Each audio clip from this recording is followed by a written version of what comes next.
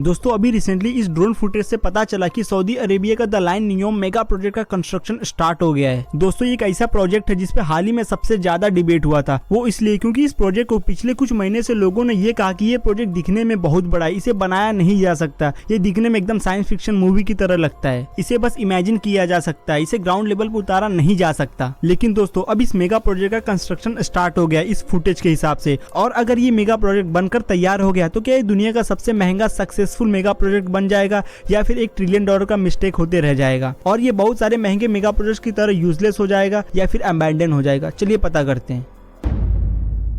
देखो दोस्तों, the line project का एग्जैक्ट प्लान पूरी दुनिया के सामने सऊदी अरेबिया के क्राउन प्रिंस मोहम्मद बिन सलमान ने लाया था जुलाई 2022 को। उन्होंने कहा कि दो आमने सामने 50-50 मीटर की इमारतें बनाई जाएंगी और उन्हें रिफ्लेक्टिव ग्लासेस से ढक दिया जाएगा और उसकी लंबाई 1 से 70 किलोमीटर तक होगी जो कि रेगिस्तान से गुजरेगी। और उन्होंने ये भी कहा कि ये दोनों लाइन्स 2000 वर्ल्ड ट्रेड सेंटर्स के बराबर होगा। द लाइन प्रोजेक्ट दुनिया में लाया गया सबसे महंगा प्रोजेक्ट नहीं बल्कि इंसानियत के जीने का नया तरीका होगा। और उन्होंने बताया कि इस सिटी में एक भी कार्स नहीं होंगी, आपको आपकी जरूरतों की सामान 5 मिनट के अंदर मिल जाएगा। जितनी भी इस सिटी को एनर्जी की जरूरत होगी वो सभी विंग्स और सोलर फार्म्स के थ्रू पूरा किया जाएगा। और जितना भी पानी का इस्तेमाल किया जाएगा इस सिटी में, उस पानी को कार्बन फ्री बनाने के लिए बड़े बड़े प्लांट लगाए जाएंगे जिससे पूरी सिटी कार्बन फ्री बन जाएगी। जब इस सिटी प्रोजेक्ट का ट्रेलर आया था तब इसे मिलियंस ऑफ टाइम यूट्यूब पर और दूसरे प्लेटफॉर्म पर देखा गया था। मतलब ये कि ये प्रोजेक्ट पूरी दुनिया में पलक झपकते फैल गया था और इसकी चर्चा हर जगह होने लगी थी। लेकिन दोस्तों इस मेगा प्रोजेक्ट के कंस्ट्रक्शन के बारे में ज्यादा कुछ जानकारी नहीं दिया गया सऊदी अरेबिया के द्वारा, जिसकी वजह से लोग कहने लगे कि ये बस एक स्टंट था पब्लिसिटी और अटेंशन पाने के लिए। लेकिन उसके 3 महीने बाद साक्षात मोहम्मद बिन सलमान ने इस प्रोजेक्ट को प्रेजेंट किया तब सारी की सारी चीजें बदलने लगी।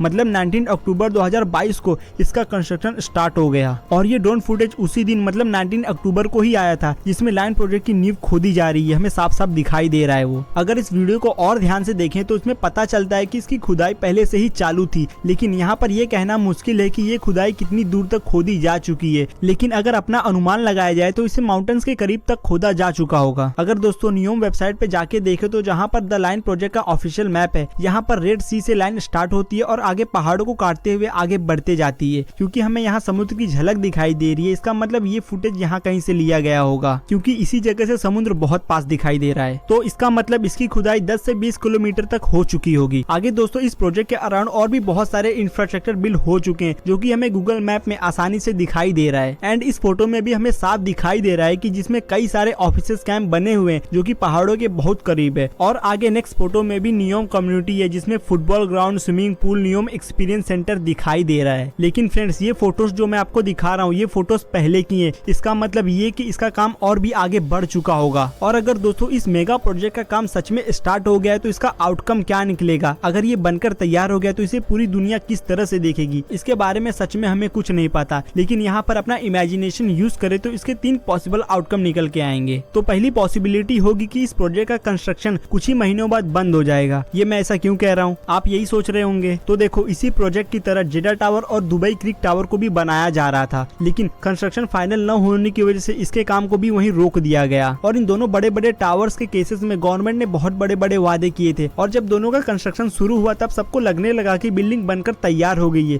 लेकिन कुछ समय बाद अचानक से बंद पड़ जाती है और सारे के सारे वादे धरे के धरे रह जाते हैं। लेकिन दोस्तों सऊदी अरेबिया की इस लाइन प्रोजेक्ट को लेकर ऐसी पॉसिबिलिटी नहीं लगती क्योंकि इस पर किसी कंपनी का नहीं बल्कि पूरी गवर्नमेंट का ही समर्थन है और इस पर पूरी दुनिया का मासिव अटेंशन है जो कि सऊदी अरेबिया को पता है। और सऊदी अरेबिया को ये भी पता है कि इस प्रोजेक्ट से बहुत सारे टूरिस्ट उनके देश में आ सकते हैं और बहुत सारे इन्वेस्टर भी आ सकते हैं। इसलिए इस मेगा प्रोजेक्ट का पूरा होना बहुत ही जरूरी है। आगे दूसरी पॉसिबिलिटी ये हो सकती है कि जो सऊदी अरेबिया ने ट्रेलर में दिखाया अगर वो उसे हासिल करना चाहता है तो उसे अगले 10 साल तक हेवी इन्वेस्ट करना पड़ेगा इस प्रोजेक्ट में। और आई थिंक वो करेगा भी, मुझे ऐसा लगता है। क्योंकि दोस्तों सऊदी अरेबिया ने जो ट्रेलर में दिखाया उसमें से कुछ ऐसी चीजें हैं जो कि इम्प्लीमेंट किया जा सकता है इस सिटी में, जैसे कि no cars, 100% renewable energy and most important vertical living का कॉन्सेप्ट। हालांकि ये प्रोजेक्ट इतना बड़ा है कि सारी की सारी बातें बचकाना लगती हैं। और दोस्तों जैसे कि मैंने पहले बताया कि द लाइन सिटी की दीवार 1 वर्ल्ड ट्रेड सेंटर्स के हाइट के बराबर होगा। यहाँ पर मैं आपको बता दूं कि वर्ल्ड ट्रेड सेंटर की बिल्डिंग को बनाने में लगभग 8 साल का वक्त लग गया था। तो अगर सऊदी अरेबिया इतना बड़ा स्ट्रक्चर बनाना चाहता है वर्ल्ड ट्रेड सेंटर के हाइट का, वो भी 170 किलोमीटर लंबा, तो वो कुछ इस तरह से दिखाई देगा। अगर वर्ल्ड ट्रेड सेंटर को एग्जांपल माने तो जिसमें 2000 वर्ल्ड ट्रेड सेंटर्स एक लाइन में होंगे, लेकिन प्रोजेक्ट में ऐसी 2 लाइन है जिसकी वजह से ये नंबर दुगना हो जाएगा, लगभग 4000। तो अगर एक वर्ल्ड ट्रेड सेंटर बनाने में 8 साल लगे थे, तो 4000 वर्ल्ड ट्रेड सेंटर के हुए 32000 साल, मतलब इतना वक्त लगेगा इसको बनने में। बेशक सऊदी अरेबिया इसे फास्टर वे में बनाएगा, बहुत सारी टेक्नोलॉजीज इन्वॉल्व होगी,